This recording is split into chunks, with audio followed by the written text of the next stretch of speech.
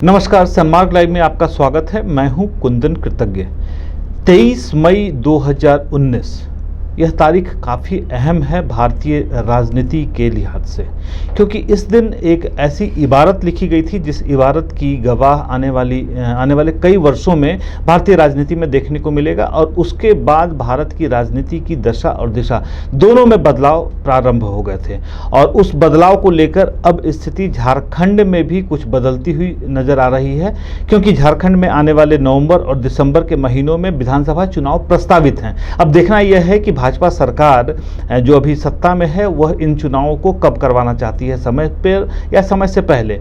लेकिन उसके पहले, चुनाव के पहले जिस तरीके की हवा चल पड़ी है झारखंड में, लोकसभा चुनाव में भाजपा का मंत्र था अब की बार 300 पार। इस बार झारखंड के लिए मंत्र दिया है 65+ का। अब 65+ के लक्ष्य को भाजपा हासिल कर पाती है, नहीं कर पाती है, यह तो भविष्य के गर्त में छुपा हुआ बड़ा सवाल है। लेकिन उन सवालों के जवाब को अभी हम तलाशने की और ढूंढने की कोशिश कर रहे हैं। हमारे साथ आज इस चर्चा पर मौजूद हैं भाजपा के वरिष्ठ नेता हैं दीपक प्रकाश, और साथ ही साथ ये भाजपा के प्रदेश महामंत्री भी हैं, चुनाव समिति के सदस्य भी हैं। और जाने, अभी चर्चा से पहले इनसे जब भाजपा के बाकी पदों के बारे में हो रहा था तो लंबी फहरिस्त है इनके साथ, तो लिहाजा बड़ी जिम्मेदारी भी होगी। 65+ कितनी बड़ी जिम्मेदारी लेकर चल रहे हैं? देखिए, जिस प्रकार से हमको लगातार जनसंघ की यात्रा छोटा नागपुर और संथाल परगना में प्रारंभ हुआ था, तब से लगातार जनता का जन समर्थन हमारे दल को मिलते रहा है, हमारी वैचारिक अधिष्ठान को भी मिलते रहा है। हमारी संघर्ष की यात्रा छोटा नागपुर और संथाल परगना में राज्य बनने के पहले एक बड़ा जनाधार रूप ले लिया था, और राज्य बनने के बाद से लगातार भारतीय जनता पार्टी की सरकारों ने बेहतर काम किया। इस बार की जो सरकार, जो बहुमत की सरकार थी, विकास के कई इतिहास रचने का काम किया है। नरेंद्र मोदी जी की सरकार केंद्र में, और यहाँ रघुवर दास जी की सरकार, और हमारे जन समर्थन में लगातार इजाफा होते रहा है। और पिछले लोकसभा की चुनाव की हम चर्चा करें तो हम एनडीए गठबंधन के साथ 63 विधानसभा में हम आगे थे। 57 में भारतीय जनता पार्टी, 6 में आजसू, तो 63 विधानसभा में हम आगे थे। और अगर वोटों का प्रतिशत अगर बात की जाए तो लगभग 51% भारतीय जनता पार्टी को और 4.5% आजसू को मिला था। तो कुल मिलाकर के 55% से वो थोड़ा ऊपर प्रतिशत हमारे जनता का जन समर्थन हमारे साथ रहा। इसलिए विधानसभा के चुनाव में हम लोगों ने तय किया, पार्टी ने तय किया, केंद्रीय नेतृत्व के साथ बैठ कर तय किया कि इस बार 65 पार एनडीए गठबंधन के साथ। तो इस बार 65 पार एनडीए गठबंधन के साथ। इसमें अभी थोड़े दिन पहले ही लोजपा के प्रदेश अध्यक्ष से हमारी बात हो रही थी, तो उन्होंने दावा किया कि इस बार झारखंड चुनाव में भी उनकी भागीदारी होगी और एनडीए बैनर के तहत ही होगी। तो क्या दीपक जी, एक बड़ा सवाल कि बहुत सारी पार्टियां हैं जो अब एनडीए के बैनर के नीचे आना चाह रही हैं। अभी तक एनडीए का अगर बात करें तो विधानसभा चुनाव में झारखंड में भाजपा और आजसू का ही साथ रहा है। इसके अलावा अगर लोजपा झारखंड में साथ चलने की कोशिश करना चाहती है या साथ जुड़ना चाहती है, आप लोग स्वागत करेंगे? देखिए, निश्चित तौर पर भारतीय जनता पार्टी छोटे दल जो एनडीए गठबंधन के साथ हैं, छोटे भाई के रूप में उसको मानती है, और लगातार हम साथ मिलकर चलने का भी हम लोगों ने काम किया है। और जहाँ तक सीटों का सवाल है, सीट हम देने वैसी परिस्थिति में केंद्रीय नेतृत्व और प्रदेश का नेतृत्व बैठ करके कौन कहाँ जीत सकता है, ये जीत सबसे बड़ी जरूरी है। इसलिए सीटों के जो आधार हैं वो जीत पर निर्भर करेगा, कौन पार्टी कहाँ मजबूत है।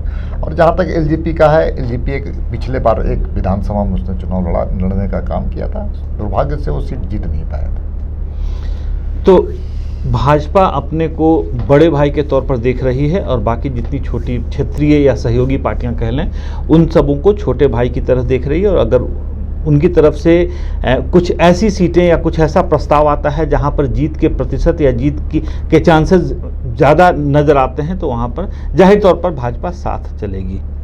दीपक जी, एक बड़ा सवाल यह है कि 81 विधानसभा सीट हैं, 65, तो मतलब बनता है लगभग 80% से ऊपर की सीटों पर आप जीतने की कोशिश करेंगे।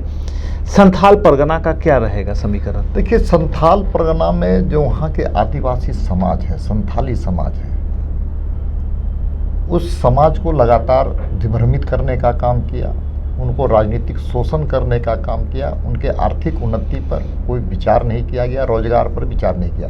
रघुवर दास की सरकार लगातार वहाँ बेहतर काम कर रही है, लोगों को रोजगार साधन मुहैया करा रही है, शिक्षा, सड़क, बिजली, पानी और कानून व्यवस्था पर विशेष वहाँ नज़र दी जा रही है और आदिवासियों के हित के लिए वहाँ पर बेहतर कार्यक्रमों की योजना भी बनाई जा रही है और ज़मीन पर उसको उतारने का भी काम वहाँ पर पार्टी कर रही है। इसलिए संथाल परगना इस बार हम कह सकते हैं कि इस बार लोकसभा के चुनाव में जहाँ शिबू सोरेन हारे थे, इस बार के चुनाव में उनके पुत्र को भी पराजय का सामना करना पड़ेगा। तो संथाल जो कि एक बहुत बड़ा ब्रैकेट है, जिस ब्रैकेट में भाजपा घुसने की कोशिश कर रही है और लोकसभा चुनाव में सफलता भी मिली है, और झारखंड मुक्ति मोर्चा के संस्थापक दिशोम गुरु शिबू सोरेन अपनी सीट हार चुके हैं और वहां पर भाजपा ने कब्जा जमाया है।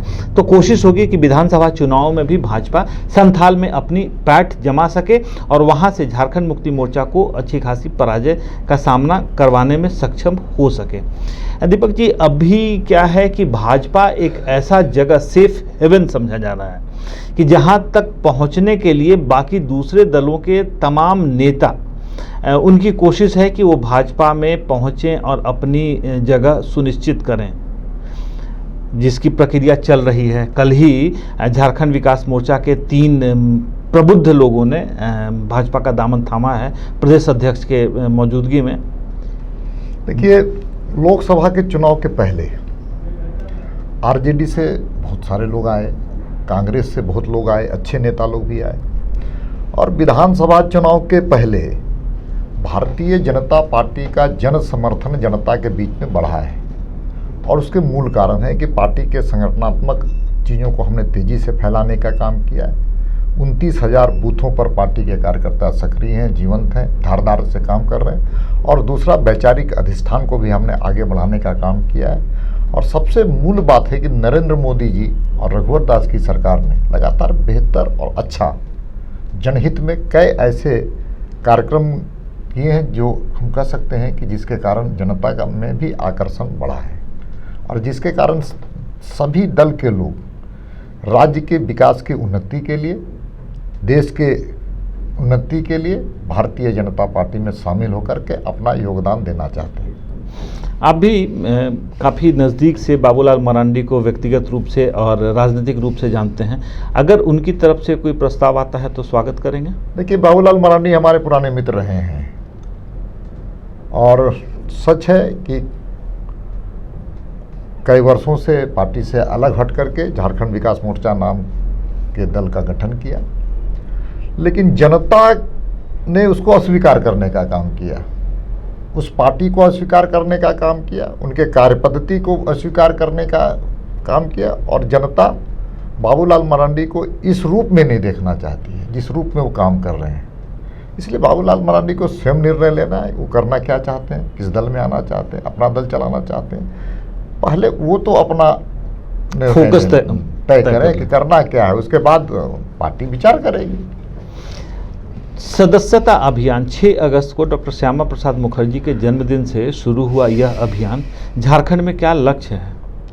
देखिए, देश के एक धरोहर श्यामा प्रसाद मुखर्जी, जिन्होंने अपने जीवन की बलिदानी कश्मीर जैसे विषयों के लिए दिया था और भारतीय जनसंघ के वो संस्थापक थे, हमारे वैचारिक अधिष्ठान के ध्वजवाहक थे, और उनके जन्मदिन में हम लोगों ने, पार्टी ने तय किया कि हम सदस्यता अभियान चलाएंगे। झारखंड की अगर बात की जाए तो पिछले सत्र में हम लोगों ने 45 लाख नए सदस्य बनाने का काम किया था।